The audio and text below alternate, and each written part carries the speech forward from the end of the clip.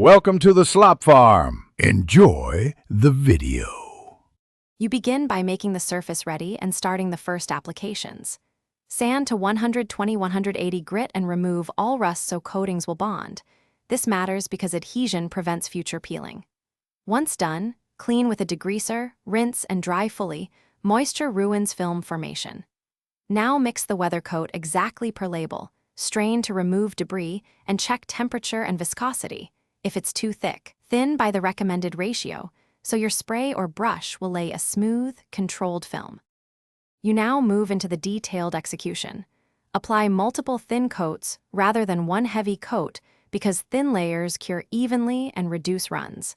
Keep a consistent 6-12-inch distance and use 50% overlap on each pass. This yields uniform thickness.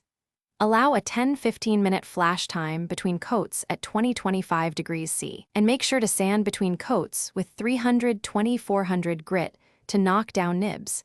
Then clean dust off with a tack cloth so each subsequent layer bonds. You complete the job by laying the finish coat carefully, inspect for pinholes or runs, and follow the product cure time, usually 24-48 hours before handling. If you spot a run, act quickly.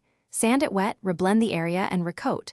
For orange peel texture, wet sand with progressively finer grits and polish. Make sure to clean and store tools properly and dispose of thinners responsibly. Troubleshooting tip: if adhesion fails, check for contamination or insufficient sanding. Then scuff and reapply primer before repainting.